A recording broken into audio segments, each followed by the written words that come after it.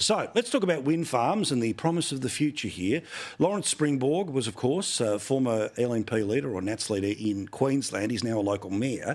And he's decided to bulk up about one of these massive renewable projects worth millions and millions of dollars that promises hundreds or thousands of jobs. But guess what? He says, Matt, that there are no jobs with this at all. Well, he's 100% spot on. I mean, sometimes there's the odd gardening job or security guard job, but typically once a wind farm is built, there's all but a handful of jobs left for a local community. It really is, these renewable projects are the definition of a sugar hit.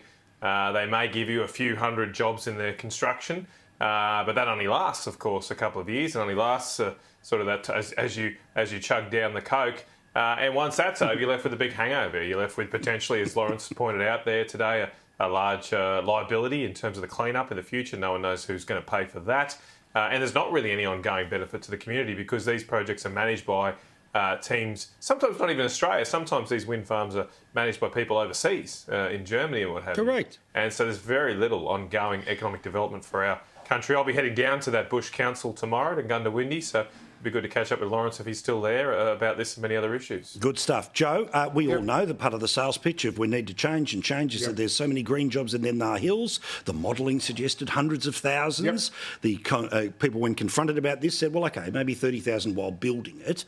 But does any of this matter anymore? While it pisses me off, it annoys Matt and annoys lots of people watching, the reality is that I am yet to see the polls, the political pushback to what seemed like an impenetrable thing before, which was cost of transition. Reality is it's coming at us every day, but nobody seems to be blaming the people who made the decisions for it. Well, it is coming anyway, and the world's moving towards it anyway. So the question is simply whether or not Australia gets on board or stays at the station while the train recedes in the distance. So that is just a fact, whether you believe in the science or not, whether you believe in it or not, if you think it's overcooked. I know there are plenty of arguments both ways, but the rest of the world is doing that. And if Australia wants to be actively engaged with it and trading with the rest of the world, we have to do that for good or ill. Obviously the first kind of benchmark I had when we were doing the Mission Zero series with News Corp, where we were looking at things like the cost of transition and again against the backdrop of inevitability, was that I was not going to tolerate, and Matt knows this as well because I talked to him. Couldn't quite get him as an ambassador, but I tried my best.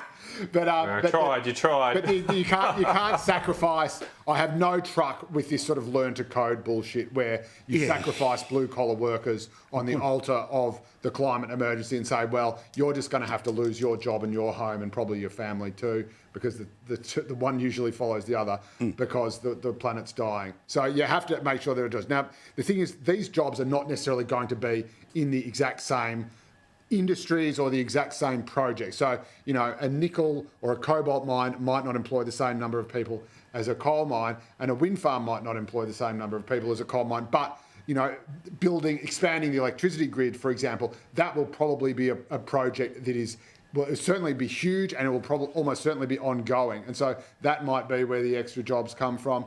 You know, building huge solar farms, the ongoing maintenance of those, which I imagine will be more hands-on than offshore wind farms. Again, that could be where it is. So I accept that, you know, this particular wind farm might not have created a huge amount of jobs, but there are other jobs out there. In fact, there are huge amounts of jobs everywhere at the moment. So Matt, I mean, you could make the point you're about to in a second, right, obviously. But I just want to ask, right, where is the blowback here? I mean, we've been told, and we looked at all that polling as part of what Joe was talking about with his Mission Zero stuff, and people say, oh, I'm not going to pay a cent more, not a cent more right across the floor, I'm never voting for these people. Well, they're paying hundreds of dollars more, yet there's no giant flip in the polls. There's no aggro that exists outside of those of us that always knew cost of transition was going to be an issue here. So does that mean that some people were telling furfies, or they're just being ignored? What do you see as this? Because they're not given a choice. There's not a person I don't meet who doesn't have the Harry Hits. There's no choice at the moment, Paul.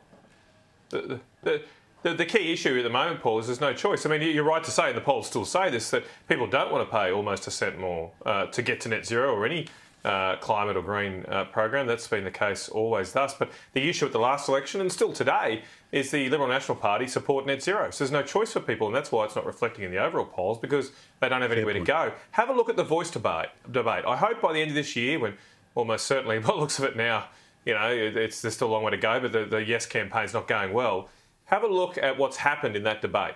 When Peter Dutton and David Littleproud and the Liberal and Nationals parties came out against the voice, We've shifted the polls by 20 or 30 points in the space of just months, just by having that debate and taking a firm and principled decision. And we could do the same on these sort of issues. We have done it in the past on issues like the carbon tax.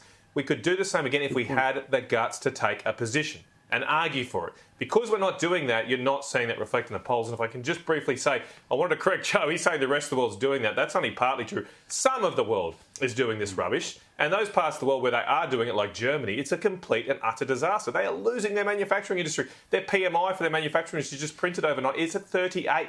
50 means you're constant. 50 means you're maintaining. They're at 38. They are losing manufacturing jobs like they're going out of fashion. Meanwhile, other parts of the world, like China, are building 2 coal-fired power stations a week. We are mugs if we go down the German route.